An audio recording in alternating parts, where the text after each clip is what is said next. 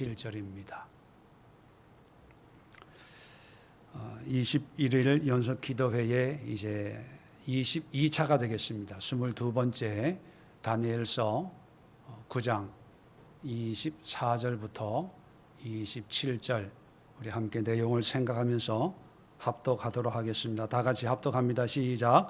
내 백성과 내 거룩한 성을 위하여 이런 이래를 기한으로 정하였나니 허물이 그치면 죄가 끝나며 죄악이 용서되며 영원한 의가 드러나며 환상과 예언이 응하며 또 지극히 거룩한 이가 기름 부음을 받으리라. 그러므로 너는 깨달아 알지니라. 예루살렘을 중건하라는 영이 날 때부터 기름 부음을 받은 자 곧 왕이 일어나기까지 7이레와 62이레가 지날 것이요 그 곤란한 동안에 성이 중건되어 광장과 거리가 세워질 것이며 62이레 후에 기름 부음을 받은 자가 끊어질 것이며 장차 한 왕의 백성이 와서 그 성읍과 성소를 무너뜨리려니와 그의 마지막은 홍수에 휩쓸림 같을 것이며 또 끝까지 전쟁이 있으리니 황폐할 것이 작정되었느니라. 그가 장차 많은 사람들과 더불어 한 이레 동안의 언약을 굳게 맺고 그가 그 이레의 절반의 제사와 예물을 금지할 것이며 또 포악하여 가정한 것이 날개를 의지하여 설 것이며 또 이미 정한 종말까지 진노가 황폐하게 하는 자에게 쏟아지리라 하였느니라 하니라. 아멘. 자, 오늘 이 말씀을 가지고 예루살렘이 끝이 아니다. 예루살렘이 끝이 아니다. 그런 말씀으로 함께 은혜를 나누고 기도하려고 합니다. 자, 이제 9장 이제 20절부터 보면 이제 19절까지는 다니엘이 이제 예레미야서를 통해서 하나님이 정한 때가 70년이라는 것을 깨닫고 이제 회개하는 그런 기도의 내용이 나오고요. 이 기도가 마치면 이제 천사가 가브리엘 천사가 와서 이 다니엘의 기도에 대한 응답을 줍니다. 자, 이 응답을 주는데 20절부터 27절까지 읽어보시면 굉장히 난해하고 이해하기 어려운 내용들이 이제 이야기되고 있습니다. 이것은 저희들만 어려운 게 아니라 모든 신학자, 모든 목사님들, 또 모든 어떤 연구하는 분들이 한결같이 이해하기가 어렵다. 그렇게 얘기하고 있습니다. 자, 그 얘기는 뭐냐면 이런 어려운 말씀이기 때문에 이 말씀이 이거다라고 확정적으로 얘기하면 그게 이상한 거예요. 무슨 얘기냐 하면 여기에 나오는 이제 24절에 보면 71회, 71회라는 말이 나오고 또 7일에 62일에 뭐 이런 기간이 나옵니다. 이런 기간의 의미가 무엇인지 정확하게 해석하고 또 설명하는 그런 사람은 없습니다. 단지 어떤 목사님, 어떤 설교하시는 분들은 이 70일의 이 기간을 역사적으로 이제 짜맞춥니다. 이제 70일이라고 하는 그 의미가 70 곱하기 70이거든요. 그것도 이제 곱하기라고 하는 게 그것도 자의적입니다. 원어에 보면 77이에요. 그러니까 그 7이라는 숫자가 계속해서 연속이 돼요. 그런데 우리가 잘 알지 않습니까? 7장부터는 히브리어로 기록되어 있다. 그렇게 말씀을 드렸는데 이 히브리어는 모음이 없지 않습니까? 자음만 2번 연거푸 나와요. 쉬부임, 쉬부아 그렇게 읽는데 시읒, 비읍, 이음, 미음, 시읒, 비읍, 이응, 미음 이렇게 연결해서 나와요. 그러니까 나중에 마소라 문자라고 이제 나중에 후대에 자음만 있으니까 유대인들이 읽고 쓰기가 너무 힘들거든요. 그래서 나중에 마소라 학자들이 모여가지고 여기에다가 이제 모음을 집어넣는 거예요. 그래야 누가 봐도 읽을 수 있지.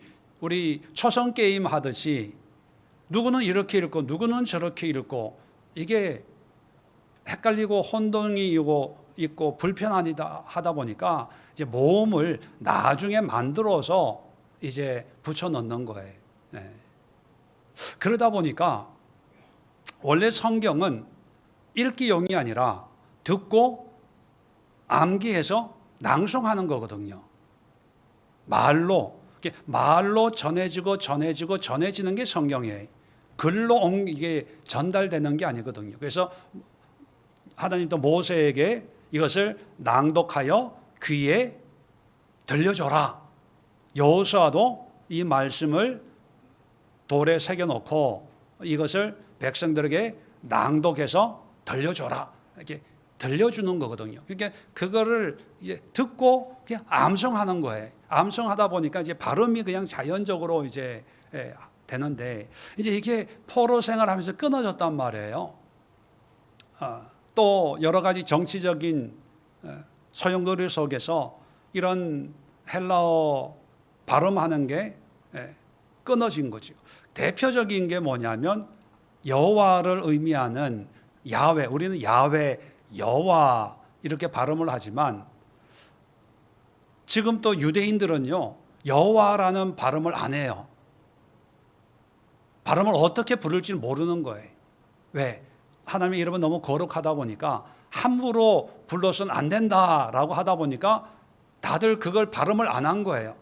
대신에 아도나이, 주님 그런 단어로 바꿔 부르다 보니까 이게 수백 년, 수천 년 지나오면서 이 신성 사문자 그렇게 얘기합니다.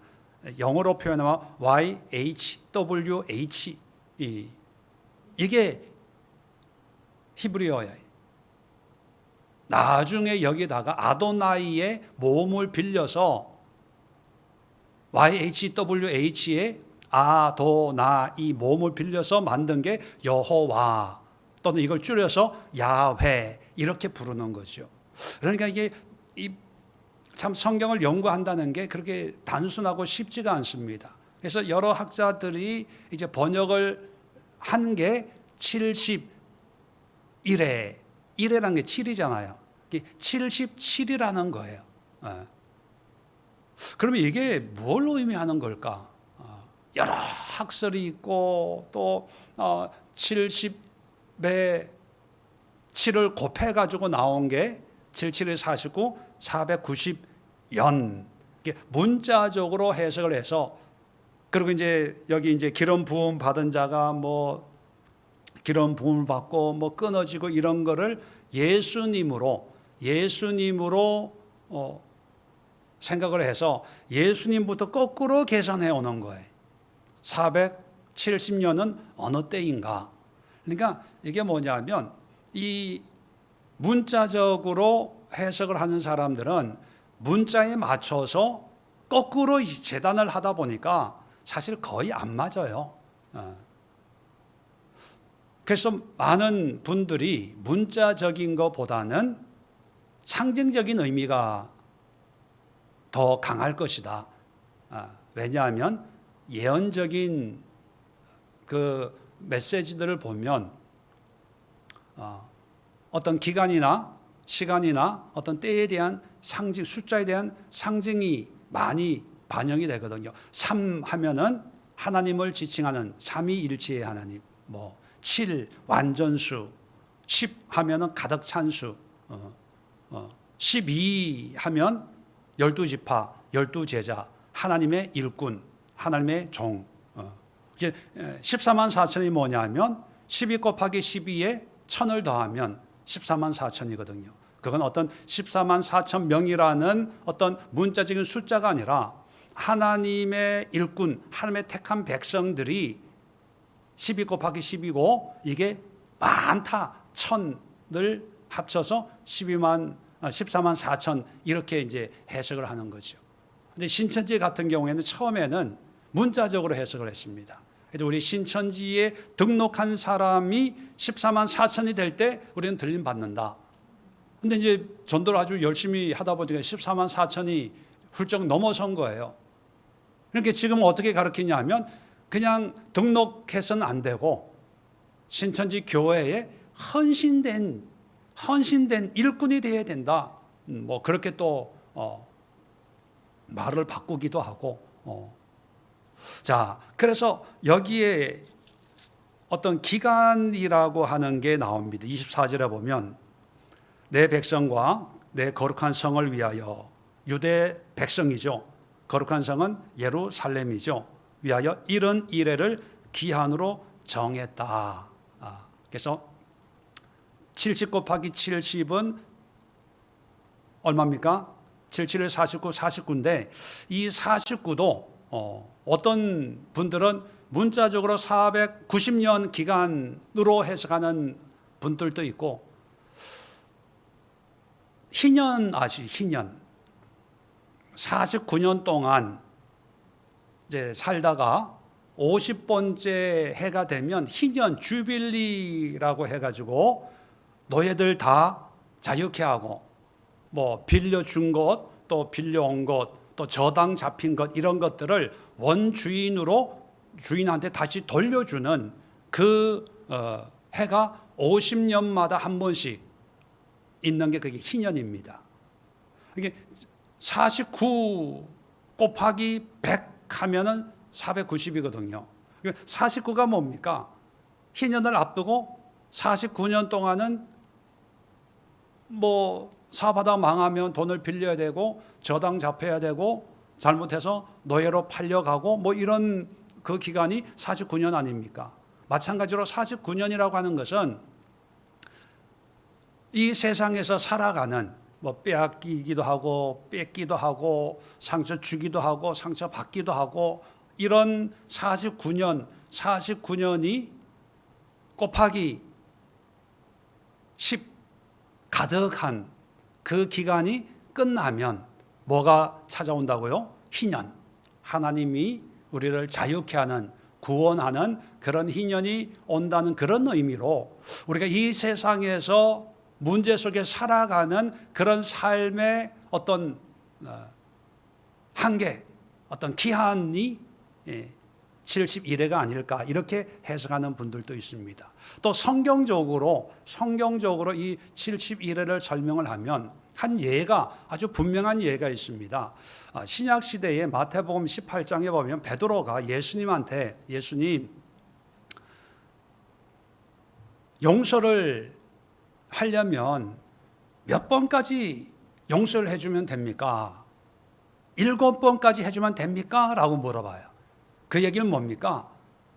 7번 용서하는 것은 정말로 그 참을성 있고 인내심이 강하고 할 수 있는 최대한의, 용서해 줄 수 있는 최대한이 베드로에게는 7번이에요. 그 7이라는 게 어떤 완전한 수, 더 이상은 어떻게 할 수 없는, 상징적으로 7번 용서해 주면 됩니까? 라고 물어봐요. 자, 그랬을 때 예수님이 뭐라고 대답합니까? 70번씩 7번. 이 71번 똑같은 거예요. 70번씩 7번이라도 용서해 줘라. 그러면 77일 49, 490번 용서해 주라는 얘기입니까? 헤아려가면서 발을 정자 써가면서 그런 얘기가 아니고 무한대로 어떤 하나님이 주시는 어떤 마음이나 어떤 그 때까지 기한을 정해놓지 말고 용서를 해줘라, 이런 의미가 강하지 않습니까? 이렇게 70번씩 7번이라고 하는 게 어떤 딱 문자적으로 딱 정해져 있는 게 아니라는 것을 성경에서 한 예로 찾아볼 수가 있습니다.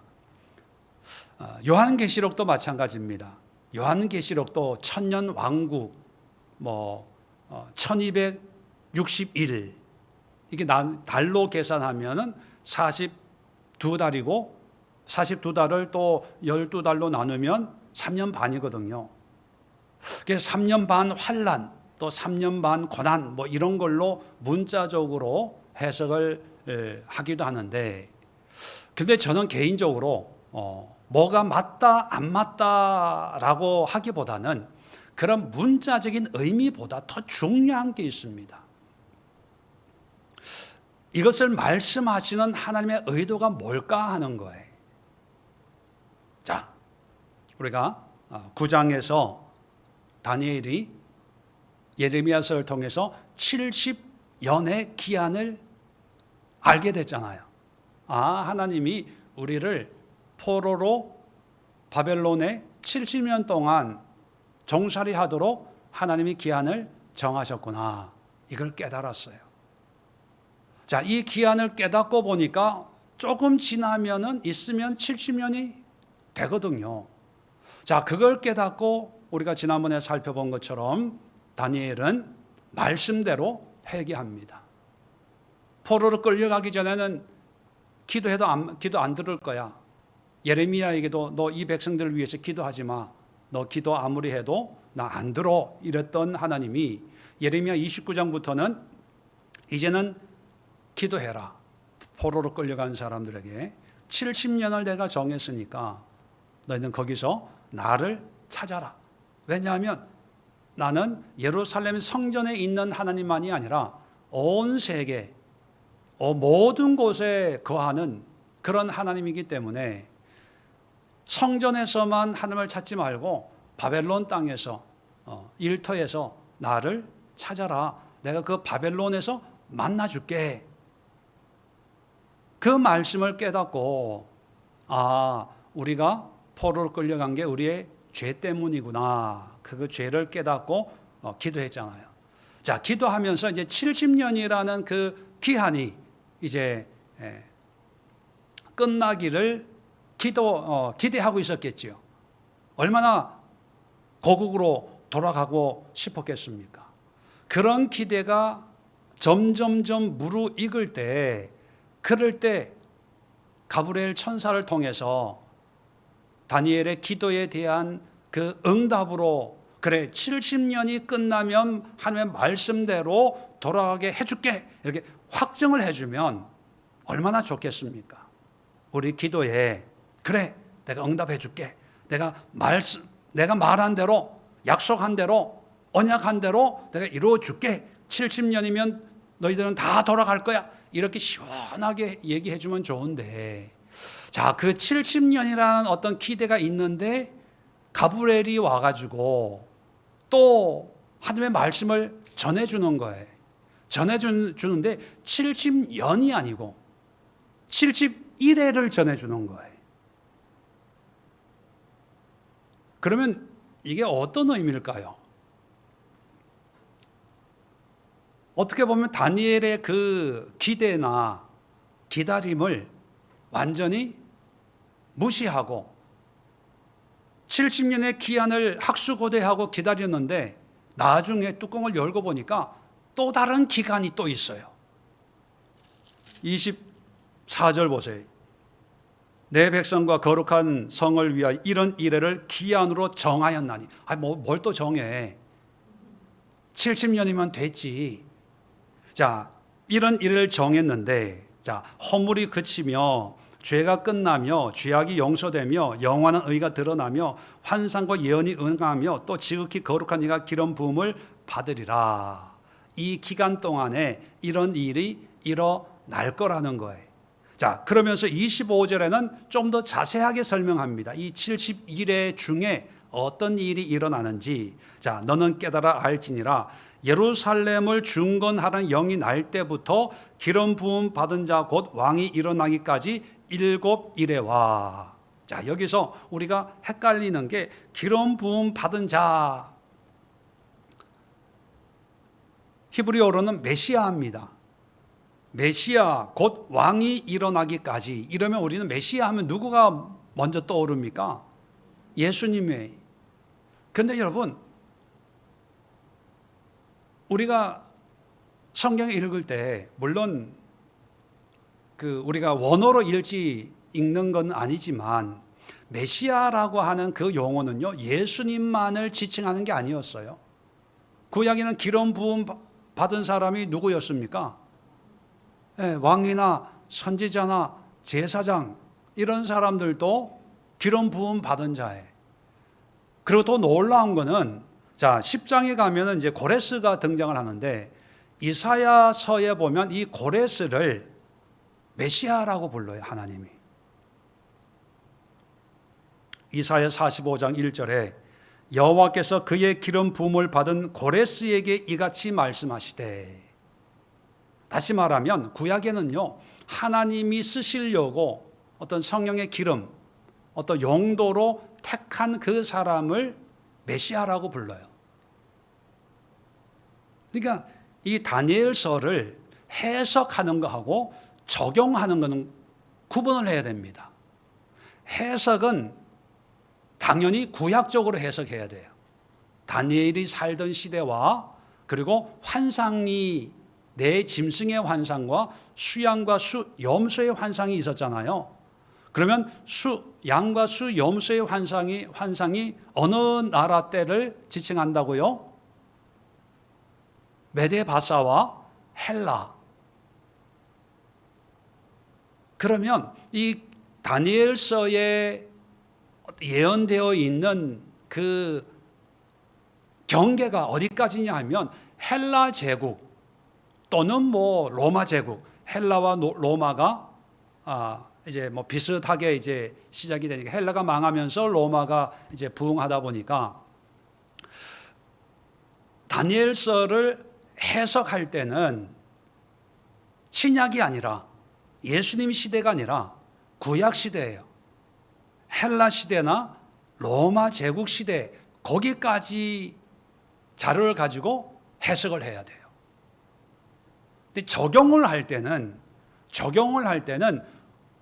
21세기 우리의 삶 속에 적용하는 거지 않습니까? 자, 적용하다 보니까 우리에게는 기름 부음 받은 자가 예수님이니까 예수님으로 적용을 해서, 이런 시대의 다니엘이, 또 다니엘이 예언한 이런 시대의 그리스도 성도들이 이렇게 살기를 원했다면 예수를 믿는 우리 시대에도 하나님이 이런 걸 우리에게 원하시겠구나, 이렇게 적용을 해야 되거든요. 그런데 이 설교자 목사님들 보면 해석과 적용이 막 혼재되어 있어요. 그게 더 헷갈려요. 마치 다니엘이 예수님의 어떤 그런 미래적인 예언을 하고 있는 것처럼. 그래서 우리 기독교에서는요, 참 조심스러운 게 다니엘서가 그런 의미에서 자꾸 예언서 역할을 하도록 예언서의 기능이 더 강조됩니다. 근데 말씀드렸죠, 1차 독자인 유대인들은 예언서로 분류하는 게 아니라 무슨 책으로 분류한다고요? 성문서예요, 성문서. 성문서는 그날 말씀을 그때 읽을 때 어떤 일상에, 어떤 신앙에 유익과 도움을 주는 그런 책이지, 어떤 미래적인 것을 알려주는 묵시적인, 계시록적인 그런 의미로 받아들이지 않았다는 거예요. 그러니까 우리가 원독자들을 존중해 줄 필요가 있습니다. 그들이 이 말씀을 어떤 의미로 받아들였을까? 물론 그들은 해석을 잘못해서 다니엘서의 의미를 다르게 해석할 수도 있겠지만, 중요한 것은 우리가 이 말씀들을 읽을 때 어떤 문자적인 거에 매이지 말고 이 말씀을 하시는 하나님의 의도가 뭐고 우리에게 뭘 기대하는가, 그게 더 중요하다는 거예요. 자, 26절입니다. 자, 62일의 후에 기름 부음 받은 자가 끊어져 없어질 것이며, 기름 부음 받은 자가 끊어져 없어진다는 얘기는 죽는다는 얘기예요. 자, 죽고 장차 한 왕의 백성이 와서 그 성읍과 성소를 무너뜨리려니와, 자, 예루살렘 성전을 얘기하는 거죠. 그의 마지막은 홍수의 휩쓸림과 같을 것이며 또 끝까지 전쟁이 있으리니 황폐할 것이 작정되었느니라. 자, 끝까지 전쟁이 있고 황폐하대요. 어디가? 예루살렘 성전이 황폐하대요. 자, 이것도 요한계시록과 연결해서 해석하는 분들이 있어요. 뭐 적용은 할 수 있지만 해석은 요한계시록하고 전혀 상관이 없습니다. 그런데 요한계시록과 연결을 해서 해석을 해서 요한계시록의 어떤 7년 환란, 계시록엔 7년 환란에는 말이 없어요. 그냥 1260일 또는 42달 동안 성전 마당을 짓밟는다, 뭐 이런 표현은 밖에 없는데, 이 다니엘서를 인용해서 7년 환란, 그래서 전 3년 반, 후 3년 반, 그 마지막 한 1회가 요한계시록이다. 이게 무슨 얘기냐면 71회가 작정이 됐는데 지금까지 7일회와 62, 25절에 보면 7일회와 62일회가 지날 것이요 하면 모두 몇 일회입니까? 69일회. 7 더하기 62 하면 69잖아요. 근데 원래는 몇 일회로 정해져 있어요? 70회. 한 일회가 비는 거예요. 이 한 일회가 사라진 거예요. 이 한 일회가 어디에 나타나냐? 해석하는 사람들이요, 요한계시록에서 찾아요. 그래서 27절 보세요. 그가 장차 이제 왕이에요. 성전을 황폐하게 하는 그 왕이 장차 많은 사람들과 더불어 한 일해 동안 언약을 맺고, 여기 이제 한 일해, 여기에 이제 합쳐지면 70이 되는 거거든요. 이 한 일해가 언제냐?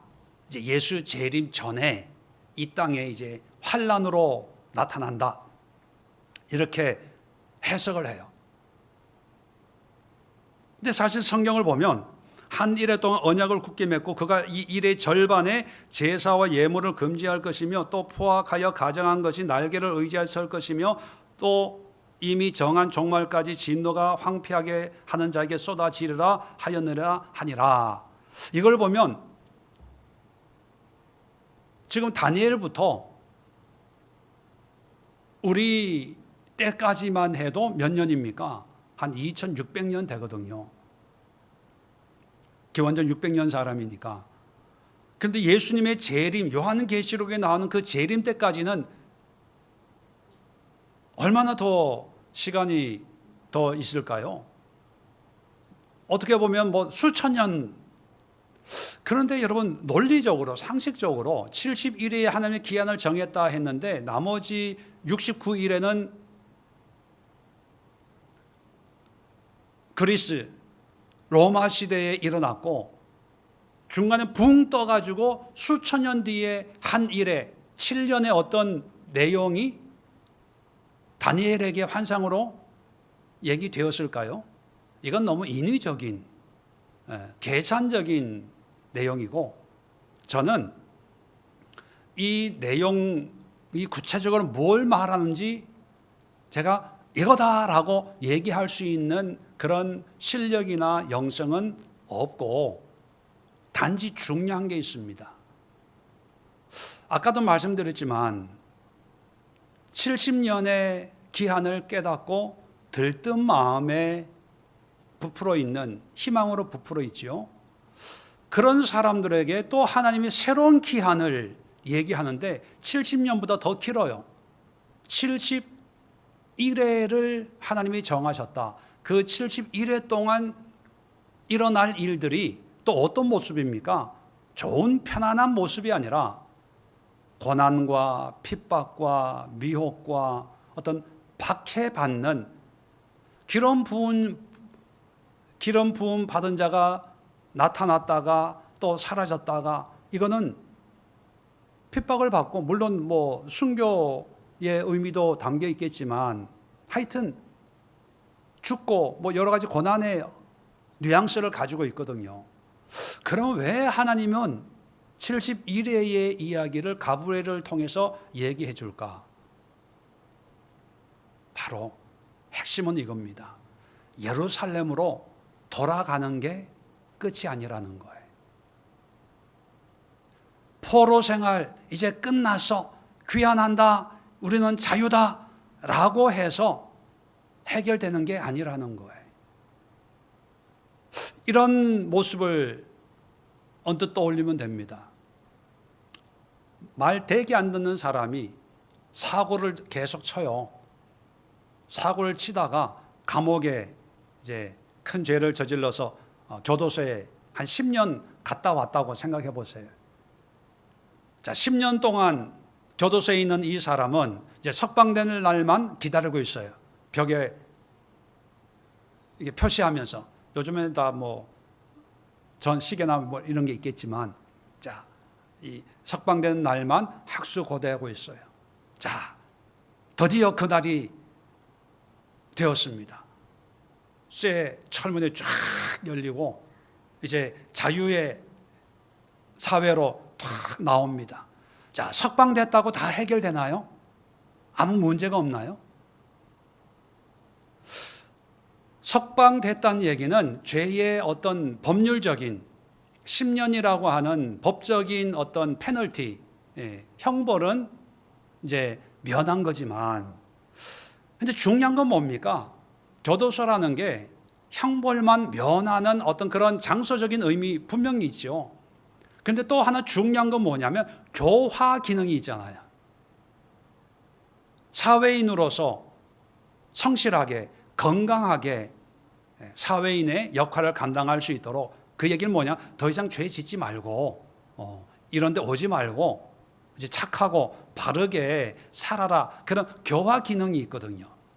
그 교화 기능이 정말 잘 이루어지면 아무 문제가 없어요. 교도소가 필요가 없게 될 거예요. 근데 만약에 교화 기능이 작동이 안 되면 어떡합니까? 정부에서는 석방된 사람이 석방되자마자 물건을 훔쳐요. 사람을 때려요. 그럼 어떡합니까? 다시 가둬야 돼요. 이거하고 똑같은 거예요. 사람들은 다니엘은 깨달았죠. 예레미야서를 통해서 우리 조상들과 우리의 죄 때문에 하나님이 이렇게 화가 나서 이방 민족에게 우리를 넘겨줬구나. 그래서 회개를 해요. 다시는 이런 죄를 안 짓겠습니다. 그래서 자기 자신, 인간이 너무 악한지라 하나님 자신을 위해서, 하나님의 공의를 위해서 긍휼을 베풀어 주세요, 이런 완곡한 표현으로 기도를 합니다. 자, 그 기도를 들으신 하나님이 가브리엘을 보내가지고 그 기도에 대한 응답을 주는데, 무슨 얘기냐면, 한마디로 얘기하면, 그래, 내가 석방해 줄 거야. 교도소에서 석방해 줄 거야. 그런데 내가 볼 때 또 교도소에 들어올 것 같아. 내가 한 20년은 작정하는데 20년은 두고 볼 텐데, 그 20년 안에 너 또 죄 짓고 반드시 또 큰 집으로 들어온다? 봐라. 왜 그렇게 얘기하는 거 있잖아요. 그거 똑같은 거예요. 71회를 내가 두고 보는데 너희들 여전히 어려움이 있어.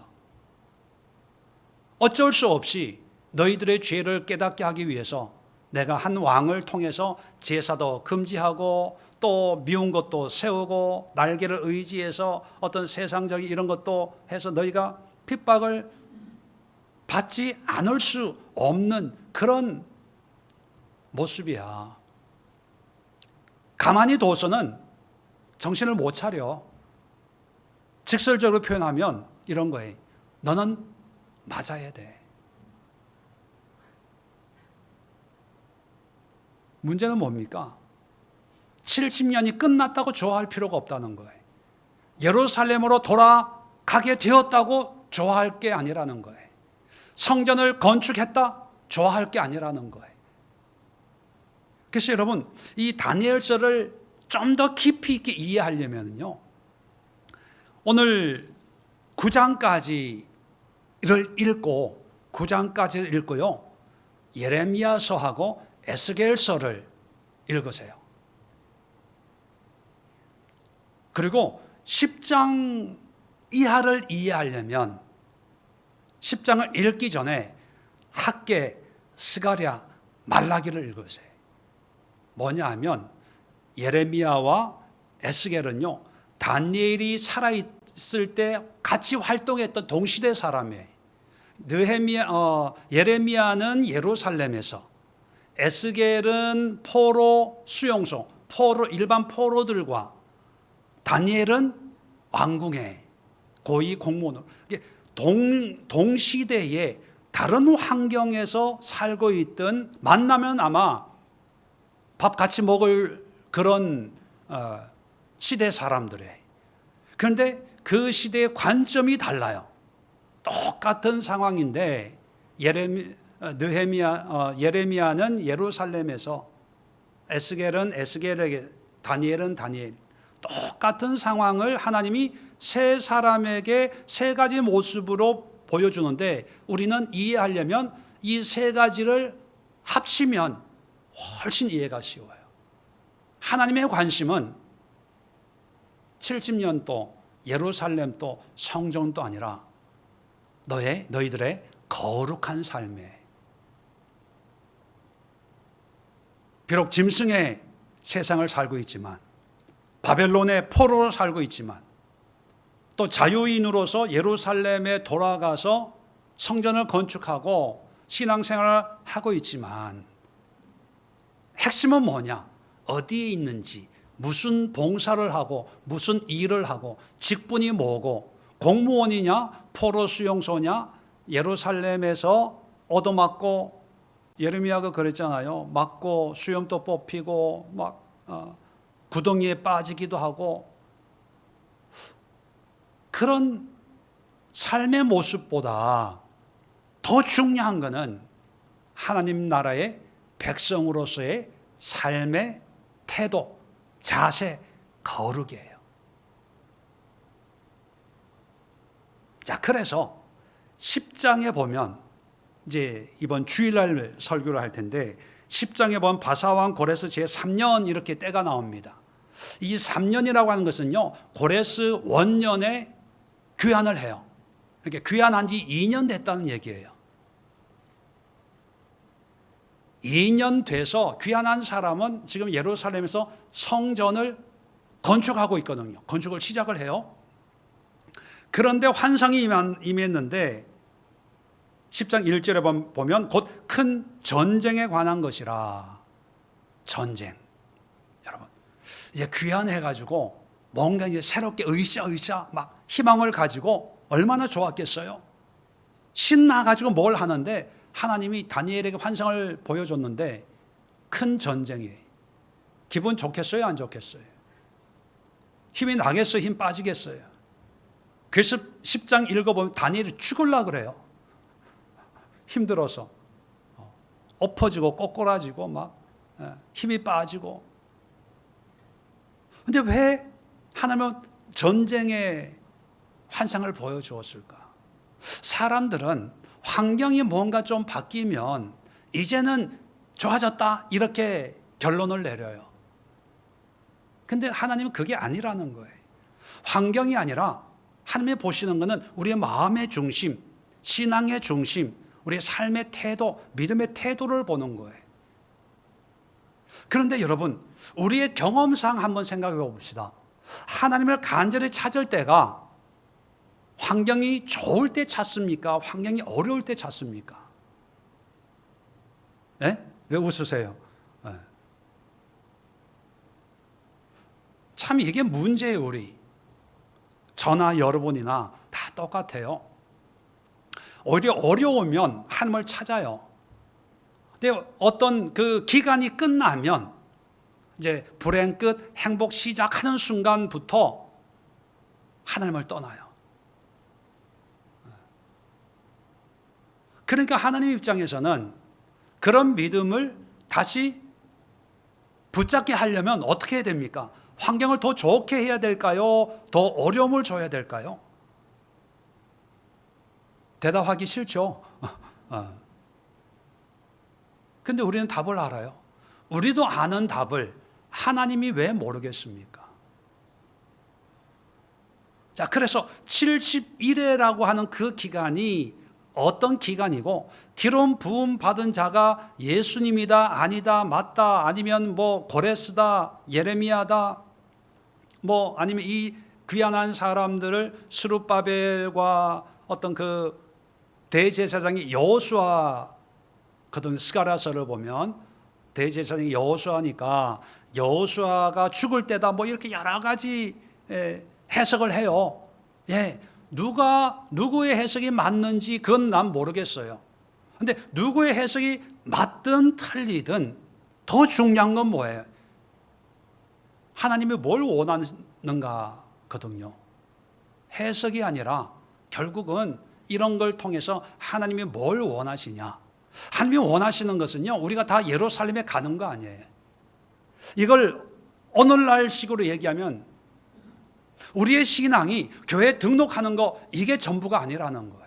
물론 안 믿는 자가 신앙을 갖기 위해서 교회에 당연히 와야 되지만 우리가 교회 안에 머물러 있는 하나님의 자녀들, 성도들이라고 우리는 부르잖아요. 자, 이런 성도들이 마치 유대인 다니엘과 비교해 보면, 자, 하나님의 연단과 훈련을 받았어요.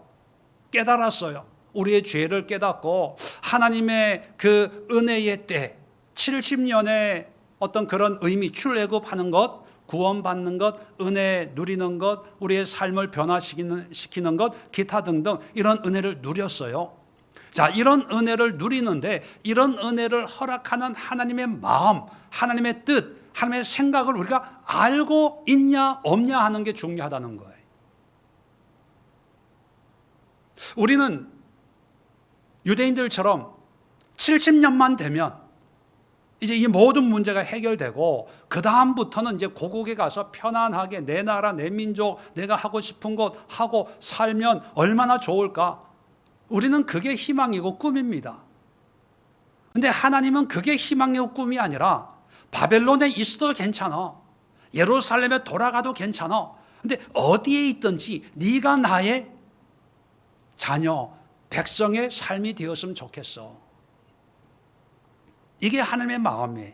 그 마음을 알기 때문에 다니엘은 돌아가지 않아요. 다니엘은 지금 나이가 굉장히 많아요. 내일 죽을지 모레 죽을지 모르는 그런 상황이거든요. 자, 그러면 인간인지라 이방인 땅에서 죽는 것보다 이제 공직도 거의 끝났고 할 만큼 했고 이제는 새로운 정권이 들어섰으니까 사임을 하고 고국으로 돌아간다고 해도 누구 막을 사람도 없고 붙잡을 사람도 없는 상황입니다. 그리고 다니엘 같은 경우에 가장 먼저 앞장서서 예루살렘에 가서 성전 재건하는데 뭐 물질이든 뭐 기도든 가장 유익하고 필요한 그런 역할을 충분히 할 수 있는 사람이에요. 근데 안 가요. 우리는 믿는 자라고 하면 죽더라도 성전에서, 죽더라도 예루살렘에서, 가다가 죽더라도 그건 죽음이 아니라 순교야 이러면서 아마 예루살렘 성전을 의미 있게 여겼을 거예요. 그런데 하나님은 그게 아니라는 거예요. 그렇게 열심히 무너진 성전을 재건해도 결국은 나중에 전번에도 말씀드렸지만 기원전 2세기 안티오쿠스 에피파네스라고 하는 셀루코스 제국의 왕이 제우스 신으로 돼지 피로 성전을 더럽히는 그런 일이 일어나도록 그냥 하나님이 허락해 주시는 거거든요. 그건 뭐냐면 이게 중요한 게 아니야. 그렇다면 오늘 우리가 기도해야 될 기도의 제목이 뭐냐 하면 정말 내 안에 하나님에 대한 사랑과 하나님에 대한 믿음과 하나님에 대한 헌신이, 아니 환경이 뭐 이런 게 아니라 오롯이 내 마음이 하나님을 갈망하고 하나님을 사랑하고 하나님의 뜻에 순종하려고 하는, 또 하나님의 자녀로서 하나님의 백성으로서 살아가려고 하는 그런 열망이 나에게 정말로 있는지 한번 들여다보시고, 이런 귀한 마음이 하나님을 기쁘게 한다는 사실을 깨닫고 여러분 한번 기도해 보세요. 우리는 환경의 기도의 제목은 많지만 하나님 자체를 사랑하고 하나님만으로 만족하고 하나님의 기쁨이 나의 기쁨이 되는 그런 삶에는 별로 관심이 없을 때가 많이 있거든요. 지금 이 환상을 통해서 70년의 기한이 다 차간다는 부푼 기대가 있는 그 사람들에게 오히려 71회라고 하는 오히려 더 훨씬 긴 기간을 또 하나님이 작정해요. 이건 하나님이 보실 때 흡족한 우리의 마음의 자세나 태도가 아니다는 것을 우리는 알 수가 있거든요. 기도하면서 우리의 마음을 한번 들여다보시고 이 마음을 하나님께 드려서 하나님의 것으로 오롯이 체험 받을 수 있도록 한번 여러분 솔직하게 또 객관적으로 하나님의 마음으로 한번 기도하는 그런 시간 갖도록 하겠습니다. 주여 한번 힘차게 외치고 합심해서 자유롭게 기도합니다. 주여